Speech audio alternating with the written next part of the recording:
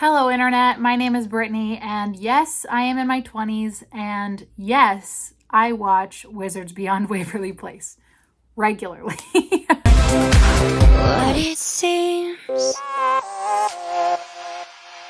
Wizards of Waverly Place was definitely my favorite show of the golden era of Disney Channel, which if you don't know what that is, that's 2000 to the first 10 years of the 2000s.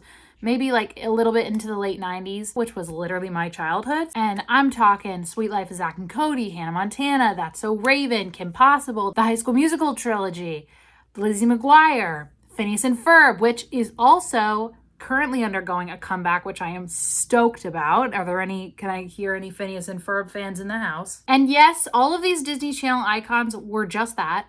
Iconic. They were wonderful and enjoyable to watch to the kids, but there was something about a family of wizards getting into magical situations that just lassoed my heart, as Mr. Larry Tate would say. Doggies! I loved the funky spells like Adbana Utusis, or my personal favorite, Alex Teresa can be a Kapora, Mia Kapora, Suunuanami. I love the contrasting characterizations between the main three characters, Alex, Justin, and Max. I loved Jerry's physical comedy. No!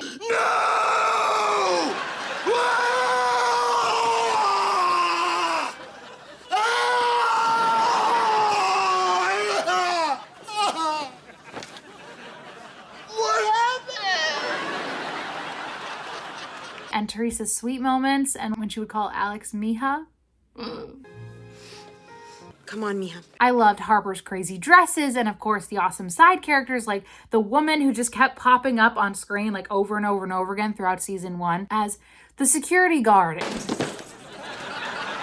And the information desk lady at Volcano Land. Wizards come from near and far to witness its awesome wizard power draining properties. And the hostess at Hotel Fla du Fla du Fla du Fla. The Hotel Fleur du Blah, Blue Blah, Flu Flog and Flog. Seriously, she was so freaking good. And then, of course, they made you fall in love with the love interest, which was Mason and Juliet. We should have a romantic montage. I find that if you're a little bit cooler than your boyfriend, he'll never dump you. I freaking love Wizards of Waverly Place. It was just so damn good. And I will continue to watch reruns and share it with my future children till the day I die. When I heard that it was coming back in the form of a new show, at first I was thrilled because I love the show. Then I was a little bit nervous because yes, I couldn't wait to see all of my favorite people on the screen, some now 10, 20 years later. But also, what if it sucks? What if they ruined my beloved show that I basically grew up on? Then I heard that Selena Gomez was producing it and all my fears just disappeared, just like Justin. Alex, look what you've done. You ruined my life. Let me say this loud and clear. Wizards Beyond Waverly Place is a masterpiece. From the very first moment that Alex and Justin get into a room together in the pilot episode, you instantly feel that same vibe that was in Wizards of Waverly Place. And oh, the nostalgia. Guys, the nostalgia. The two of them fell right back into it and it made my child heart soar. You can't tell me that moments like this. Alex, are you here for my birthday? It's your birthday. That's why I came, That's why we're here. We came for your birthday. And this. But don't you miss it? Teaching wizards? No. I don't even think about it every day. And this. Yeah, the unicorn incident. That was hilarious. Awful. It was so awful. That's what I was trying to say. Didn't just make your whole freaking week. Billy needs a teacher who believes in her. She needs you. Like I needed you. I don't know if I have it in me to try again. And oh my God, when they go back to the lair for the first time.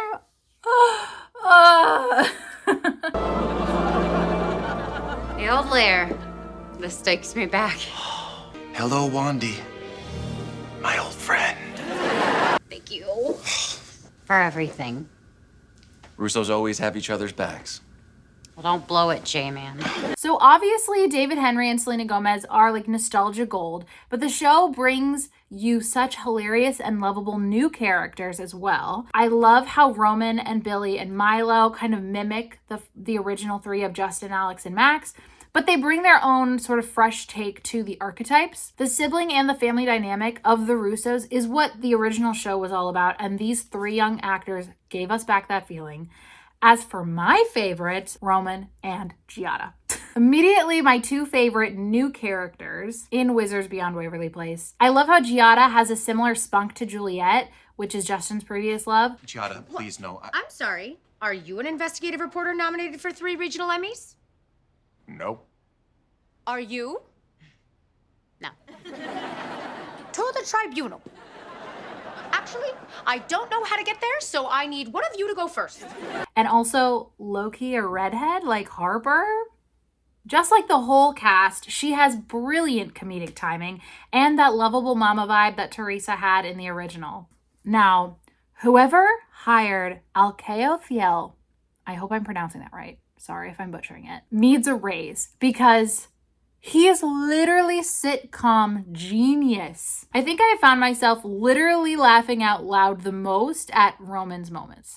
Now, Roman. You're taking my wand? This is so unfair! I'm not taking your wand. You're the only responsible one. Well, I didn't know that's where that was going, and I'm sorry for yelling. His facial expressions, his timing, he's probably my favorite character overall. If I had to pick a favorite for the whole show, it'd definitely be Roman. Is Pumpkin Belly nigh? Billy? Billy? Is he nigh? Now, I want to talk about some of my absolute favorite new moments in Wizards Beyond Waverly Place. So, this is your warning. Spoiler alert. If you have not watched both 2 seasons that are out of Wizards Beyond Waverly Place and you don't want any spoilers, go to this timestamp or just leave. Skip to this timestamp so that you don't get any spoilers. Okay, everyone here is prepared for the spoilers or already knows what's happened. All right, let's go. So, favorite moments. Number 1. I already kind of mentioned this, but the pilot episode where we get to see Alex and Justin come back together. Well, we are wizards. Oh my God, it almost made me cry. 2, when Teresa and Jerry come back for the episode and there's moments shared between Giada and Teresa, and Giada kind of like learns from Teresa that she doesn't have to be perfect and do everything right to be a good mother. And then she calls Giada Mija and it makes me cry. And you don't have to do everything perfectly. We're mortals who married into wizard families. I know what you're going through. And you can talk to me anytime. I'm really glad you came to visit. Me too, Mija. 3, of course, the episode when Billy and Roman go into Justin's mind and we get to see the literal clip from the baseball episode in Wizards of Waverly Place and get just that nostalgia. Like, that's literally it. It's just the nostalgia of seeing the old show. Number 4, when they sort of revive the great Wizards Season 1 villain, which was Dr. Evilini, with her son, Silas Evil-Evie. By the way, that actor freaking nailed her mannerisms. I was like, I absolutely believe that you were the son of Dr. Evilini. Silas Evil-Evie! It's going to steal all of your power and use it to open the amulet. Nothing to worry about. So good. Obviously, the end of season 1 when Roman and Milo get their powers, obviously. That's number 5. 6 is that same scene when Billy gets sort of called a Russo for the first time, which we find out later that she actually is a Russo. But they like adopt her into the family at that point, and it's just like, Why would you sacrifice yourself for her? Because that's what families do. Russos always have each other's backs. But she's not a Russo. Yes, I am. 7 is the entire Halloween episode of season 2. We get to see Mantooth again. Boogly, boogly, boogly, boogly, boogly. Boogly boogly. I can't even do it with a straight face. Oh my god. 8 is getting to see Alex's wizard apartment, which is really like a callback to apartment 13B that she had with Harper, the wizard apartment. Is there anything I need to be worried about in there? No, just don't look under the bed or in the closet. And you might want to knock on the toilet lid before you. But other than that, you're good. 9 is when we find out that Billy is, of course, Alex's daughter. I love you more than anything. I love you, Mom. Oh, my mind literally like exploded when that happened, when they revealed that she was her daughter. Like, it makes perfect sense. Like, I knew that they were trying to have her sort of mimic Selena in terms of characterization and like the archetype of Alex. But like when they said that it was her daughter, I was just like, so good. And number 10, this one is controversial because it did break my heart and I didn't love it. But when Alex sacrifices herself and jumps into the portal with Nicodemus and basically kind of dies, sort of. We'll find each other again, I promise.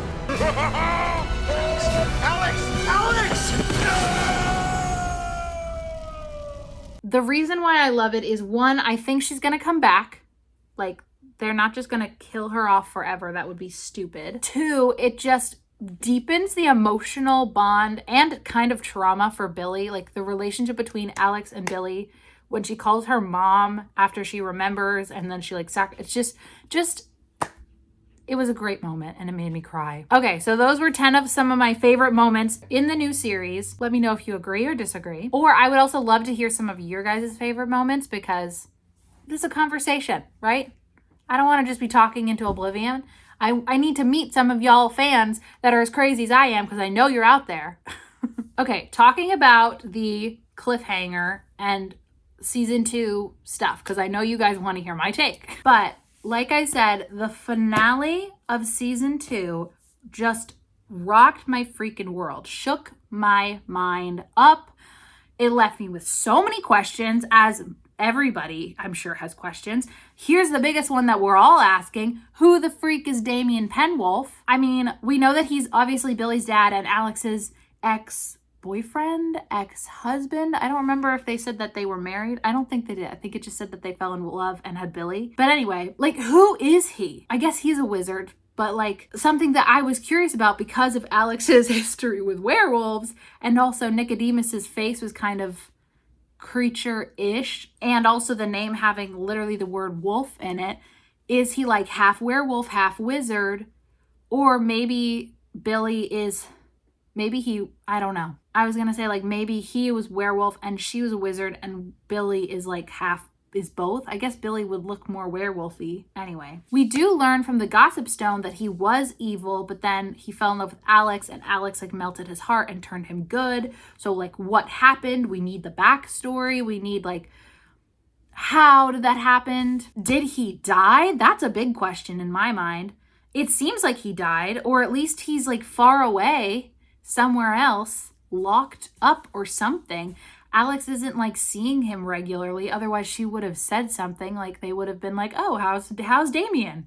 You know, like it seems like she's sort of single in the universe. So like, where is he? What is he doing? Is he dead? Who is Damien Penwolf? That's the big question. I am so intrigued. Oh, also, there is a little bit of a plot hole and I have a question about it. And I'm sure that Disney could like clarify it or have some work a way around to make it work, and that's fine. I just want to point it out. The whole erasing people's memory thing. In episode 13, season 1, really getting the receipts, my God. Justin says that you can use cerebellum erases for up to an hour, but Alex used it to erase her entire memory of her daughter and everyone else's memory of her daughter and like all the things that happened there. Explain. That's all I can say. Anyway, those are my thoughts on the big cliffhanger. I was a little bit pissed that season 2 only got 10 episodes. Like, what the heck? I think I actually enjoyed season 2 more than season 1. I mean, I like them both, but like I was fully expecting when I got to the end of episode 10, I was like, oh, they're gonna release the second half in like 3 months. No, I looked it up. They're like, nope, that's it. That's season 2. What the freaking heck? We need 10 more episodes. Can we just talk about how devastated I will be if they cut this short and they're like, no more seasons for this episode. We're just gonna end it. Like, literally stab me in the heart if that's what you're planning to do, Disney. The only reason I'm bringing this up is because as of today, which is November 20th when I'm filming this, they have not announced a new season. Just has me a little worried, that's all. All right, if you're watching this right now and you can send it to SELENA or David or anyone else at Disney who is involved with this show, please go and send it to them and send them this clip. This is my cry to Disney. I must know what happens next. Please don't cut this short. Please, please, please keep making more episodes of Wizards Beyond Waverly Place. It is so good. It's so funny, so captivating, so nostalgic. It's got both kids and obviously the 20-somethings watching it. So to you Disney making people, please, please, please, please, please keep making this show. If you need like more views on Disney Plus, like let me know. I'll just rewatch it over and over and over again until you hit your quota. Like whatever you need to get this show to keep going, like let me know and I will do it. I freaking love this show as I did the original show, and I am asking you, please do not shut it down. We can't end it here. We just can't end it here. Please. Thank you. All right, thanks for sending that to them, guys. Now, as much as I do love this show, I gotta segue into this sort of second part of this video. Here are some things that as a fan, I do have some minor qualms with. So David and SELENA, please, if you are watching this, which I doubt you are, but if you are watching this, here are some recommendations for the future of the show from a big fan of the Wizards of Waverly Place universe. Number 1, use of hand magic. Now this was a concept that definitely died off as Wizards of Waverly Place went forward. Like they used a lot of hand magic in season 1 and it kind of like got less and less and less as the seasons went on. But you can do magic without a wand. Not to say that they shouldn't use wands. Of course, the wands are beautiful. Have you seen Billy's wand? The props department needs a raise for that wand. But it would be nice to bring back a little bit of hand magic. You know what I mean? Like in the original, spells like McReary, Time-reary, and some are evil, some all kind, but now all must speak their mind. And the serving wench spell, and Tommunin Kinesis that he does on the little baseball. Like all of those things are hand magic. And I guess it is headcanon in the new universe, in Wizards Beyond Waverly Place, because they showed that clip of him literally using hand magic on the baseball in the episode where they go into Justin's mind. So let's see some hand magic. I want to bring it back because I feel like in the new show, they've been acting like, oh, if I don't have my wand, I can't do magic. Like, I feel like there were parts where Billy was like, I don't have my wand. I can't do anything. Roman, give me my wand! Guys, I need my wand! It's like, girl, hand magic. Use your hand magic spells that you know. There is a little bit of this in the original show, like when Alex gets her wand and she's like, ah, my wand! I don't know. I think there's just a little bit of confusion about in the universe how much hand magic you can use versus how much you need your wand, and so some clarity on that would be nice. Okay, next thing, spells. Now, I'm sure you guys have heard this, and I'm sure some of you watching agree. The spells in the new show, they're just a little disappointing. Now, I will say it's a little bit of a nitpicky thing because yes, a lot of the spells in the new show are sort of following the suit of the original show. For example, in the original show, some of the spells were like rhymes and you would like they made them up on the spot. Before we see this volcano blow, turn this lava into snow! And there was definitely a lot of that in the new show. In the place where dark beasts dwell, I summon a flugie with this spell. And in the original show, there were some spells that where you just put us at the end of it. It was like English, but you added us to the end of it, and suddenly it was a spell. I guess it was to make it sound more Latin-ish, I guess. Dehydratus luganus apis escapus. And they have that in the new show as well. A little too much of it in the new show, if you ask me. Levitatus sophatus. But it feels like the more iconic spells from the original show were just very creative. And the new spells have just been for lack of a better word, just less creative. Like, just not as exciting, not as fun, not as cool. I don't know. Maybe I'm looking at it through the bias of like nostalgia glasses, but going from spells like Edgebano Utusis, which is hilarious by the way, Edgebano Utusis and Animosa Espinosa and Literarium Terrarium and Murieta Animata and Alex Teresa, Kambia Kabora, Mia Kabora, Sununami, or even spells like This That Copycat or Piggly Wiggly Get Into the Jiggly. Like they go from spells like that to spells like Scratchus Bacchus, Junkus my Trunkus, Unturtlus Dadus, and Replayus the Deus, and Untius my Gaius. Like, it's just, I don't know, it feels a little lazy.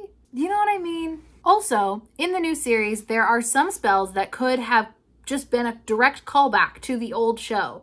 For example, in season 2, Justin keeps Billy in the house where whenever she tries to leave, she just comes in another way. And that is literally the in through the outdoor spell. But he doesn't call it that in the show. He says like, oh, I put a hex on the house. And now granted, it's a little bit more advanced than the in through the outdoor spell because it just applies to her. Like everybody else can leave. But he could have said, oh yeah, I made an upgrade to the in through the outdoor spell and put it on the house so you can't leave. Or something like that. That would have been such a great callback. I do like that they have brought back Cerebellum Erasis, which again is from the baseball episode. I feel like they just took the baseball episode and they're like, we'll base the whole show off this one episode.